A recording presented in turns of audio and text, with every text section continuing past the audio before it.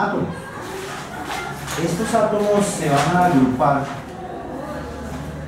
átomos iguales, y van a conformar unas sustancias complejas llamadas como elementos químicos, átomos iguales. Átomos diferentes se van a agrupar y van a formar unas estructuras llamadas moléculas. Y ahí hay que entender que estos átomos son los que van a dar origen a los elementos químicos,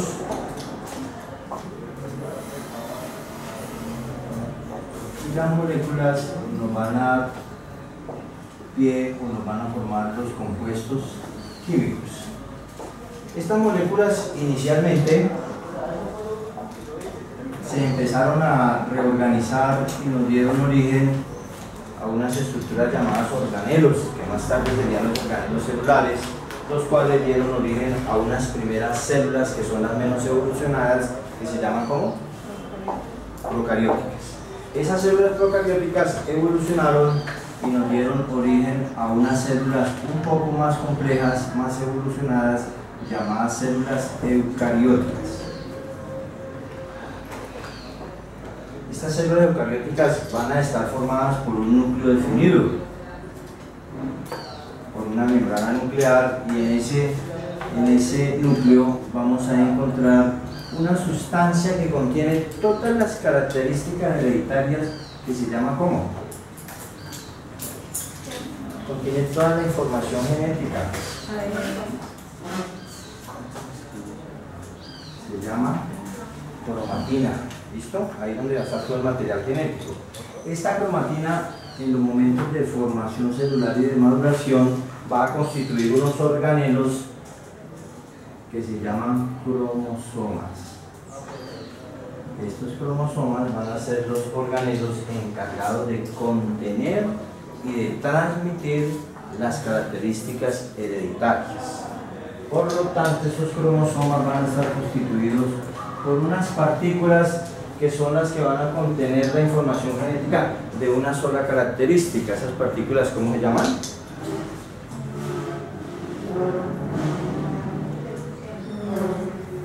Genes. Y dentro de esos genes nosotros vamos a encontrar ácidos nucleicos, pero específicamente vamos a encontrar uno que es el ácido desoxirribonucleico o ADN. Y con base en ese ácido desoxirribonucleico es que se desarrollan todos los procesos de división celular. ¿Cuáles son los procesos de división celular? Esos procesos de división celular básicamente son dos. Unos que están relacionados con las células somáticas, que es la mitosis, y otros relacionados con las células sexuales, que es la meiosis. ¿Listo? Entonces en ese proceso va a intervenir el ADN. Pero estos genes a su vez van a estar constituidos por algo que recibe el nombre de alelos.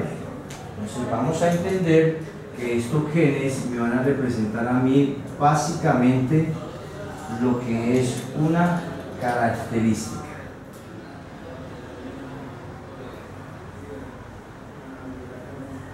Y digamos que los alelos me van a representar las variables que pueden presentar esas características. Por ejemplo, nosotros tenemos un gen para la estatura. ¿Cuáles serían esos alelos de la estatura? Alto, bajo. ¿Listo? Voy a tener un gen que puede ser el color de los ojos. Entonces las variables o alelos serían azul, verde, marrón, negro, etc. ¿Queda claro eso? Y cada gen va a estar constituido por alelos, y generalmente cada gen va a tener básicamente dos alelos. ¿Estamos ahí? Para que tengamos eso claro. Entonces, si yo voy a partir acá del fundamento de la genética, que es el gen, entonces yo de una vez voy a ir relacionando que ese gen a mí me va a representar una característica. Obviamente esa característica es una característica hereditaria, ¿no? Pero que este gen a su vez va a estar constituido por alelos. Y ya sabemos que estos alelos son las mismas variables.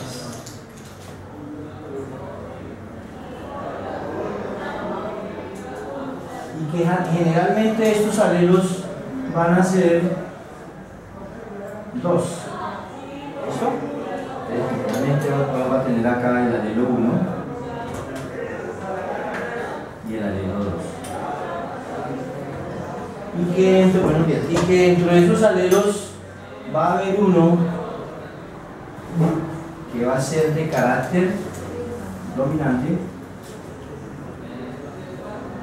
y va a ser otro que va a ser de carácter recesivo, y que esos alelos o esas variables vamos a encontrar que el dominante puede ser homocigoto y que también puede ser heterocigoto, en donde la palabra homocigoto, homo, ¿qué significa? Igual, y la palabra hetero significa diferente. Si ustedes van a estudiar algo relacionado con ciencias, lo más importante es que manejen la terminología de su especialización. ¿Listo? El recesivo solamente puede ser homocigoto. Vamos a mirar a manera de ejemplo un gen. Vamos a decir acá, y voy a tomar, por decir algo, color de cabello.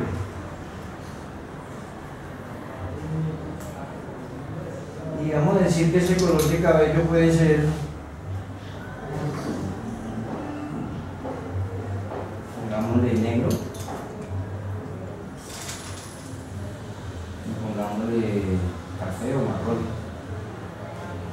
Y voy a decir que el negro es el dominante. Entonces, si el negro es el dominante, entonces se va a representar por medio de una letra mayúscula que va a ser la letra inicial del alelo, pero en mayúscula, y que el recesivo ya no va a ser una C, sino que va a ser la misma N, pero en minúscula. Quiere decir que va a llevar la simbología del dominante. Y que ese negro se puede presentar porque siempre los alelos me van a formar dos alelos OK. Van a decir que puede ser homocigoto dominante, heterocigoto dominante y el recesivo. Esos son los fundamentos que nosotros tenemos que tener. Entonces voy a devolverme hasta acá. En la célula aparece una estructura central que se llama núcleo, que es el que dirige y coordina todas las actividades de la célula. Dentro de ese núcleo vamos a encontrar una sustancia que se llama cromatina, la cual se va a configurar en el momento de la división celular y me va a constituir organelos llamados cromosomas. Los cromosomas son los que contienen y transmiten las características hereditarias. Estos cromosomas van a contener unas partículas llamadas genes. Para cada característica va a haber un gen. Nosotros tenemos miles de genes diferentes.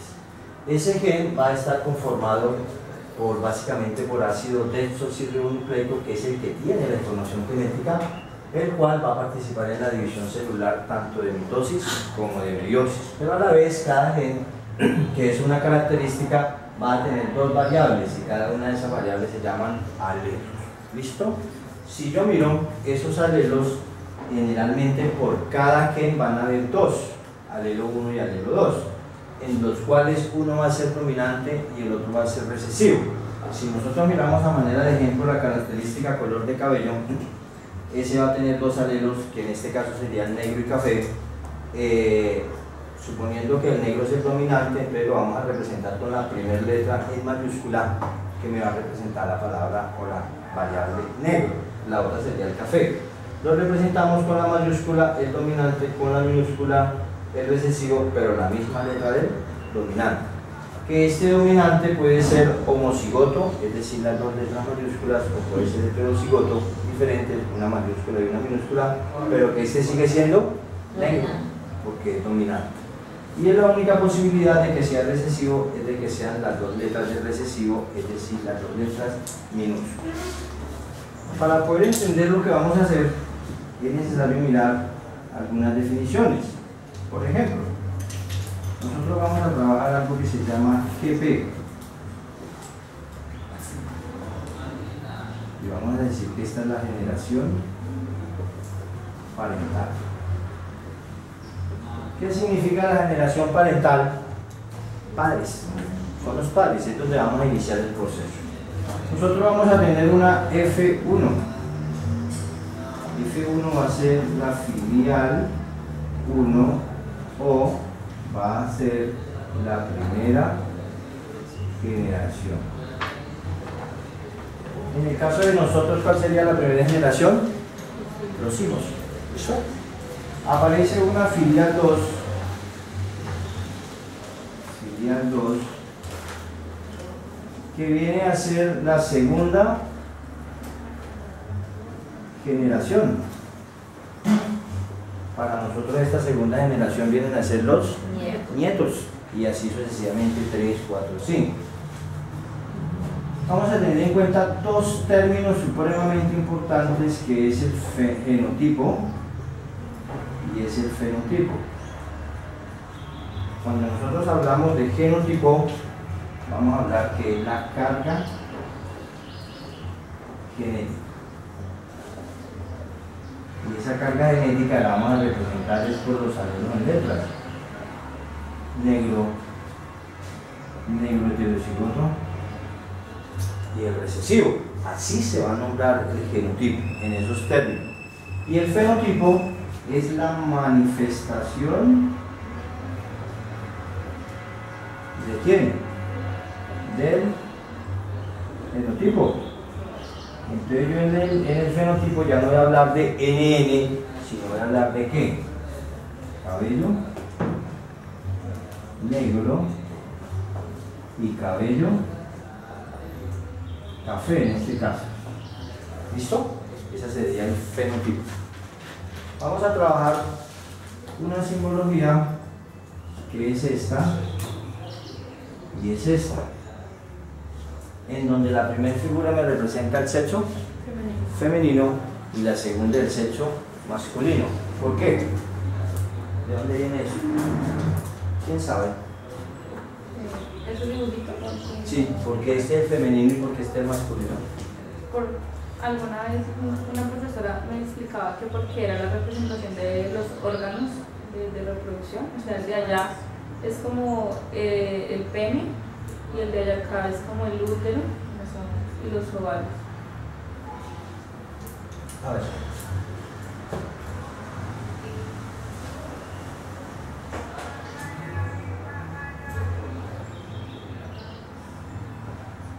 Este es un aparato de reproducción femenino.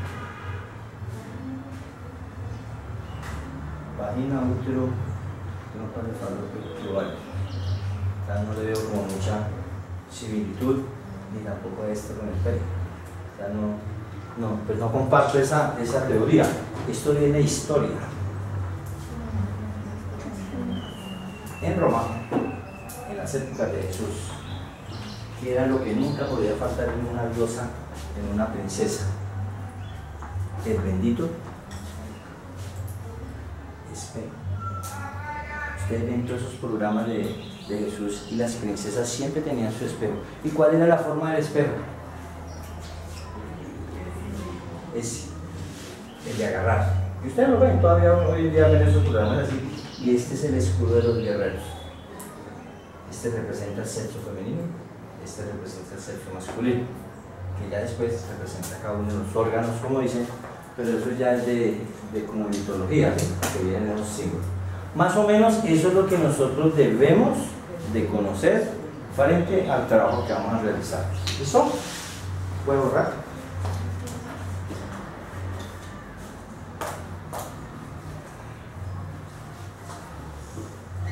Siempre que ustedes van a realizar un trabajo de biología, traten en lo posible de iniciar con célula. De ahí parte absolutamente todo. Apareció un misionero de Austria llamado Gregorio Mendel. Eso fue en finales del siglo, mediados del siglo XIX, sobre 1850.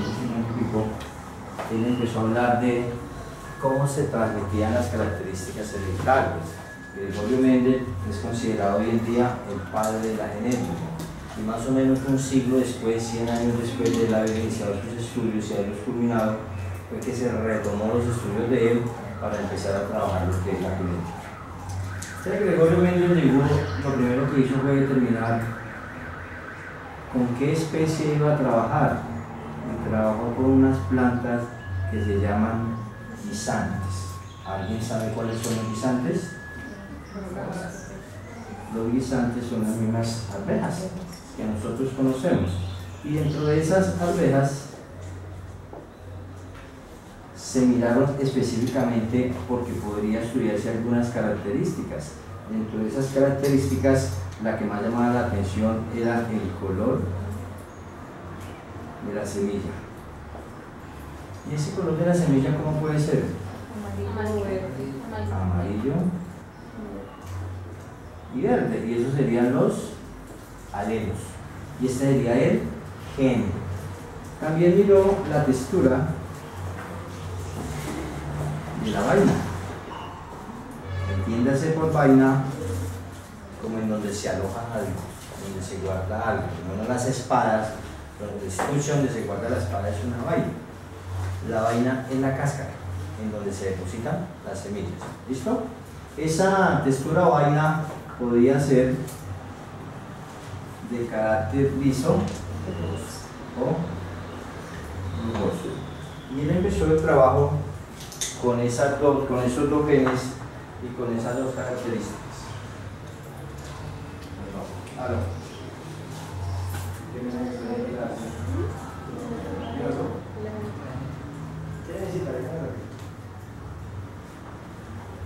Dos de la tarde. 2 de la tarde.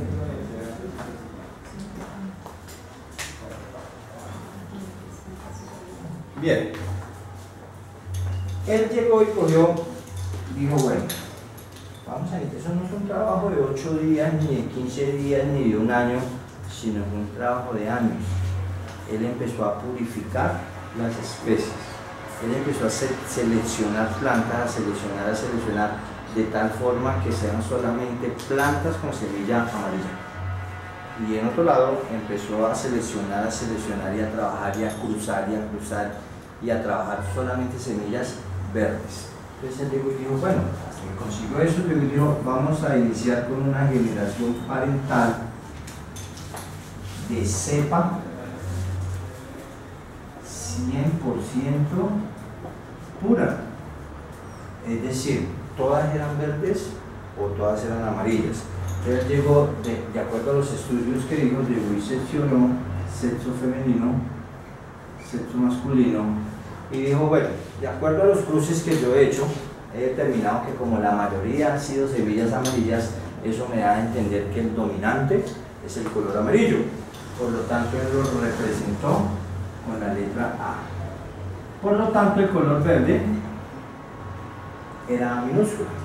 ¿Listo? Y como era 100% cepa pura, entonces todas eran amarillas en este grupo. Y aquí todas eran verdes. Y él decía que cada gen del sexo femenino, gen del sexo masculino, iban a estar formados por 2 alelos, los cuales se podían separar. Y él decía, se va a unir el primer alelo con el primero con el segundo con primero y segundo con segundo. De tal forma que me iban a dar 4 posibilidades, pero en este caso todas eran iguales. ¿Sí? A esto fue lo que se le dio el nombre de filial 1 o primera generación. ¿Listo? Se manejó algo que se llama cuadro de Punnett,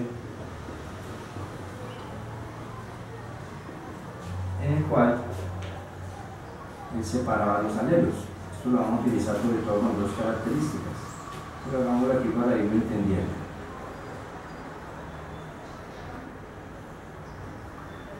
Y él llegaba y decía, bueno, aquí vamos a tener el sexo masculino, aquí vamos a tener el sexo femenino. El masculino tiene sus 2 alelos, el femenino tiene sus 2 alelos, y empezaba a cruzar este con este